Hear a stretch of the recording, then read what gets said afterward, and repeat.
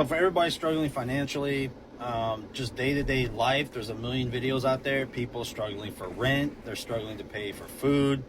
Doesn't matter. Car insurance, gas, you name it. I think one of the things that's going to have to change in this country is this idea of, I'm not going to call it selfishness, or you can call it independence, but in this country, it's very different than a lot of other countries in the world. In America, everybody wants to be on their own. Man, you turn 18, I want my own place, I want my own house, my own apartment, whatever. I want my own everything. The days of my own everything are kind of over. If you want to have some kind of liquidity, if you just have like an average salary 5 years ago would have probably been really good. Average salary today is probably barely getting you by.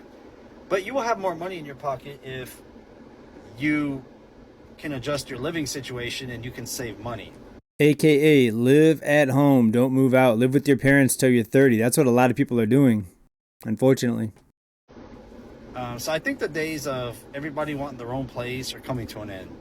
You're going to have to start figuring, it's going to be multi-generational families. Like you're going to have homes where just, you have your parents living with you, aunts, uncles, whatever, cousins. You're going to have people living there to all contribute. Same if you're in an apartment. Instead of having a one-bedroom apartment, maybe you have to get a two-bedroom. Yeah, it's more, but it's not double. And you're going to have a roommate. But I think the days of living alone are coming to an end. And then on top of that, I would say relationships. It's time for people to stop being so selfish about even how they view relationships. People don't want to compromise. They don't want to work on anything. It's all about me. And yeah, divorce rate 50%. You're going to have to stay in that marriage if you want a roof over your head. If you want your own place, it's going to be rough. Nobody's good enough. Well, guess what? You're going to be alone. And, life is easier when you're not alone, especially for the millions of videos I've seen of single moms. All right, hold up. I just got to pause right there. Life is often easier when you're not alone. But if you're with somebody and it's the wrong person, life can be very difficult. Let me just tell you that. I don't know why there are so many single moms that have these ridiculous standards, like that they just think they're diamonds and they're too good for everybody. Like, it's crazy. I know there's a lot of busted up men out there, but at the same time, it's just on both sides of the fence. A lot of men are very crazy, unreasonable. A lot of women are unreasonable. But the future is going to for people to survive in the future, they're going to have to find ways to commingle assets, live together.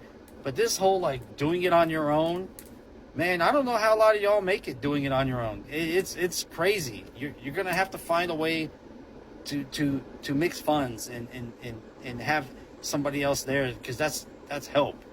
When you got another income in the house or the apartment or whatever, you got somebody else to help with groceries, with rent, with just anything. But the days of just, I'm going to be on my own, do it all on my own, they're coming to an end, y'all. All right, folks, America is finished. And I should add, America as we know it is finished. The person we just heard from, that man there, he is one of millions of people now that are waking up and realizing, and maybe he has been aware of this for a while, but realizing that life is never going to go back to the way it was. We're not going to see the cost of living come down. It used to be where if prices went up high, people would wait for the bubble to burst. Prices would come down because when things are too expensive, when nobody can afford things, you would think the normal pattern would be for prices to correct.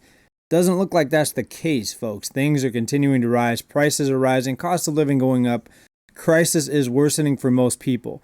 Now, does that mean you're not going to see people out spending money? No, people have credit.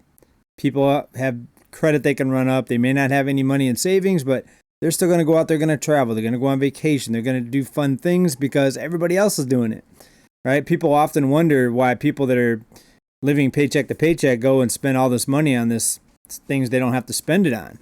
Travels, vacations, concerts, everything else. You go to a truck stop. I went to a truck stop a few days ago to get some gas. It was packed. I couldn't even find a place at the pump. And not just people getting gas, people inside buying stuff, fountain drinks, snacks, $3 bags of chips, $4 bags of nuts, $5 and up. The point is, people are going to spend money is if they have credit available, and they still do, so expect prices to still go higher. Let's hear from a few more people, then we've got some other items to get to here in a bit. In the bathroom hiding from my kids because all I want to do is cry. We had gone through a really hard financial situation in the early winter, like January through April, and we had a lapse in our insurance, and what we were paying before was like, I think it was like $300 a month for full coverage for both our vehicles. That has doubled. We have for the last 6 months been paying $640 a month, which is more than my $640 a month for insurance, folks. Her insurance doubled after having a lapse. First of all, she's in the bathroom doing a video. She probably doesn't have a spare room to do a video in, so she said at the beginning she's doing it from her bathroom because she said she wanted to cry because of her situation. Folks, if you have a lapse in insurance, that's going to be looked at as a risky thing the next time you go to get insurance from a new company, because they see you have had no insurance. That's kind of a suspicious thing as far as insurance goes. It's an underwriting kind of a red flag, right? Because a lot of people, what they'll do is they'll not carry insurance until they'll have an accident, and then they'll try to get insurance to cover the accident, right? So companies know this, and they know that people that let their insurance lapse are also a risk, because if you can't afford your insurance, or you just forget about your insurance, it's a red flag that you also may be not the best driver, or someone that maybe doesn't pay attention, or someone that's stressed out. There's lots of different reasons, but companies look at that as a risk. But we're going to tell you what you could do on the other side. But finish up what she's saying here. Listen to this. Our payment on lapse, 1 month where we lapsed our insurance, and it caused it to double. And we were told to pay that premium for 6 months. So we have been struggling for 6 months to pay our insurance, but we've been paying it. And I just got my new proofs, and they haven't changed. They're the same. Our insurance payment is $540 a month for the next 6 months. It is killing us. Folks, here's what you do. You get the insurance that's too expensive after having a lapse. They're going to charge you a lot. In her case, it was double. Here's what you do. You get the new insurance. As soon as you get it, you no longer are in a lapse. You now have insurance. So now you can go out and get other quotes with other companies, and you're not going to be looked at as a red flag or as risky because you now have insurance, right? There's things you can do in cases like this and many other things that we talk about on this channel all the time. Maybe she tried that. She didn't really mention that, but let's finish up here. Then we've got a few other things to get into.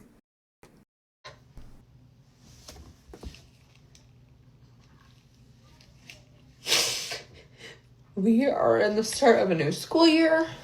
So I'm homeschooling, and it's just, I'm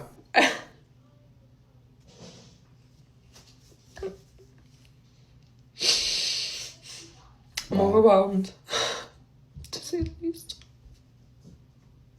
So I'm in the bathroom hiding from my kids, because I don't want them to see me crying. Wow, that's sad to see people going through that. And the sad truth is it's millions and millions of people. Are you going to see them out in public acting like this because of their financial situation? No, you're still going to see them out in public, probably laughing, having a good time.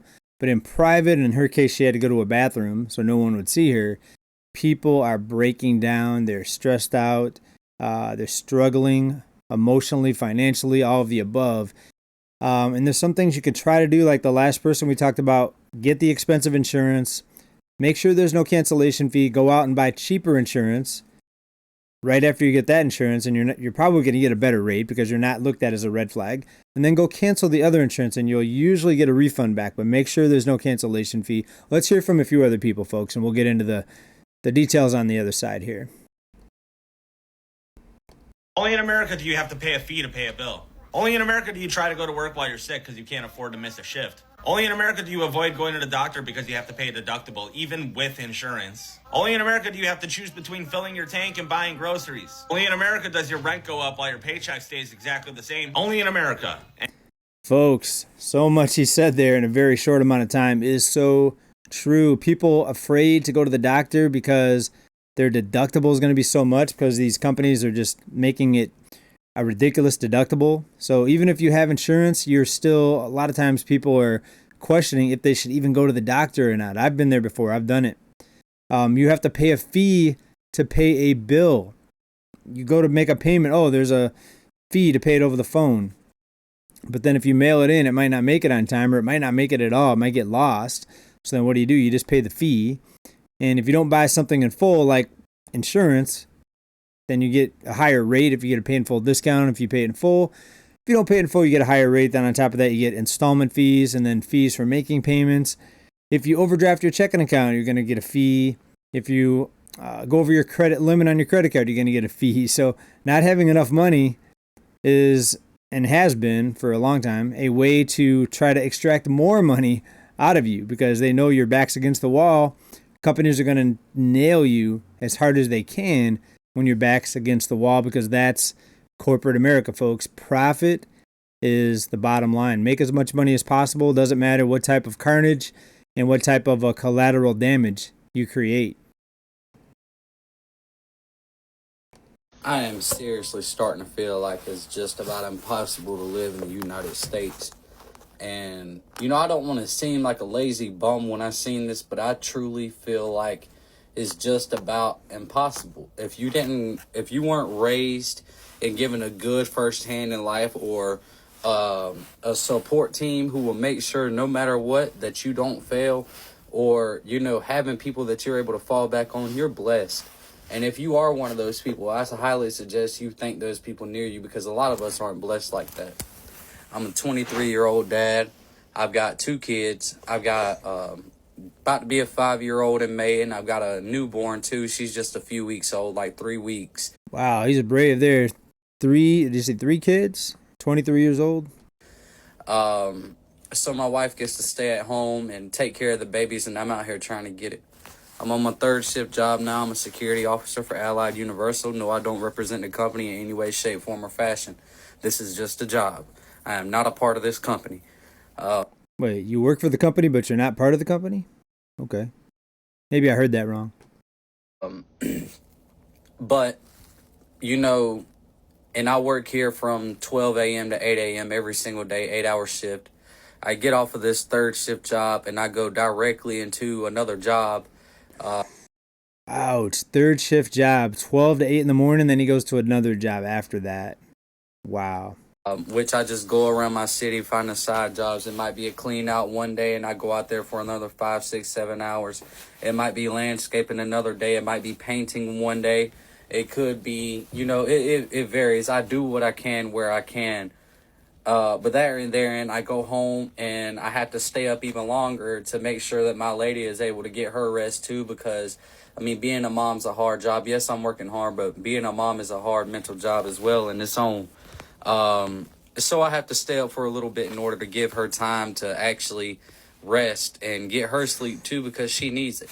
This dude's not getting much sleep, folks. Here's a classic example of someone working multiple jobs, side hustling, still barely scraping by. Obviously, he's stressed out about money.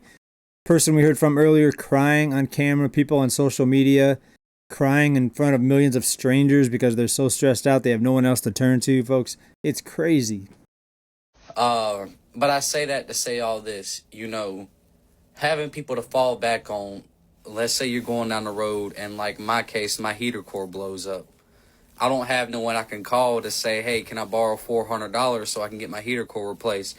Or, you got $300-400 so I can get new tires on my vehicle. A lot of people don't, but they have Mr. Plastic they can call, Mr. Visa, Mr. MasterCard. That is just something you have to figure out on your own. And if somebody with terrible credit, you can't just go get a loan for these things. The only loan you could get is a title loan. And in a lot of states, title loans are illegal for a reason. Ooh. I'm stuck in this title loan. Don't do a title loan, folks. Payday loans. Having to pay them back $4,300, but I have to pay $700 a month just to drive. That doesn't go toward my principal. On top of having to pay my rent and all the other bills just to survive. Listen to that, folks. Barely scraping by, having to do title loans, but still living, still probably going out, doing stuff, still expanding his family, having more kids. Wow. It's impossible. would never hurt or harm myself in any way, but sometimes I just wonder why. Why am I here? I mean, there's got to be a reason why, like, life is so hard for me. What if it's not meant for me? This shit drives a lot of people to anger, man, and I understand. I truly do. You know, people say maybe these next 4 years. No, this is literally impossible. Housing at an all-time high. You know, you could go to another country and you can have the same homes here for a tenth of the price that we're paying per month. Food the same exact way. And I just feel like it's impossible. I just came out of Target, and this is why things are going so left in America with inflation and everything. I want you to take a look at my cart. Okay, just came out of Target. Literally just 2 bags of stuff. Got some stuff for the dog, some groceries, got a little bit of medicine, you know, allergies. Better downgrade to Walmart, buddy. Stuff like that. You know, I want to be healthy, got some vitamins, you know, got me some energy vitamins. Want to, you know, live, you know. Stuff for the dog, just a little bit. Some poster paper. You know, I'm a teacher, so I have classes, so I got some poster paper. I want you to guess for me the receipt. I want you to guess for me, how much do you think this costed me? Like, from Target. By Target. Look at this total. $116. He does have some like medicines in there, so it doesn't surprise me actually. $116.50. Does not surprise for a me. couple of items. Like, every time I go to Target, I'm spending over $100 freaking dollars every time. No matter what I do. Like, America's going to hell on a rocket ship. God damn it, Target. And Walmart ain't even that much better anyway. God damn it. I mean, how are we going to survive in America when we're making a quick run to the store every time and it's over $100 every time? Not some of the time, every time. Every time. He's kind of joking, but he's kind of not. You can see the frustration. You can see the frustration. You can hear it.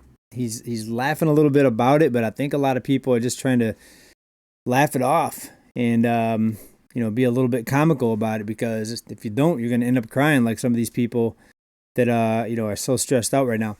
But then on the other hand, you have people that choose a very expensive lifestyle, and you really can't feel sorry for them at all. Let's listen to this next person. This is how much it costs us to live in Southern California for 1 month.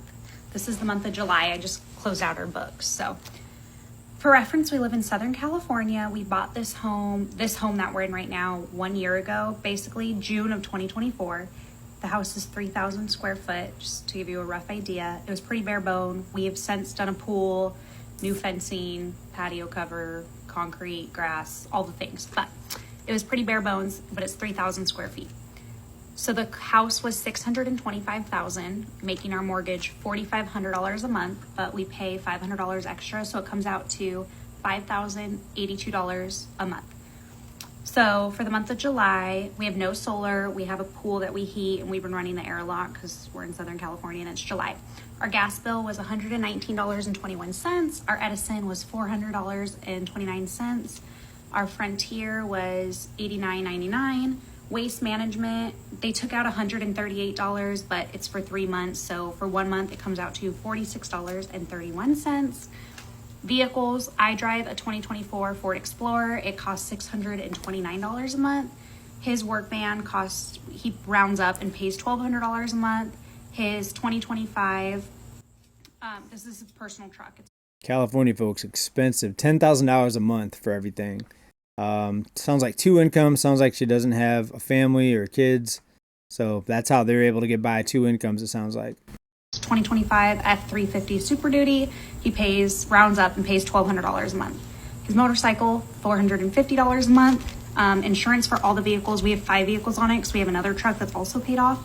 Comes out to $750 a month.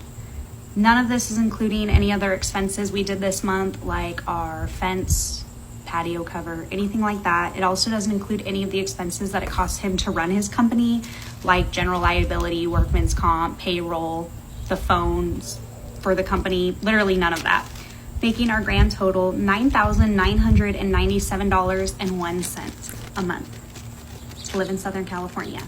So I just became a stay-at-home mom. We are a one-income household. I'm 24 for reference, One income. and he is 28 for reference. So it's how much it costs a young starting family to live in Southern California. I mean, Wow, I was wrong. So not a 2-income household, one income. I mean, you heard everything she talked about is being financed. The home is being financed. Cars being financed. Motorcycle financed. People are living on borrowed money and borrowed time. America finished as we know it. Please let me know what you think down in the comments. As always, bye for now. Peace.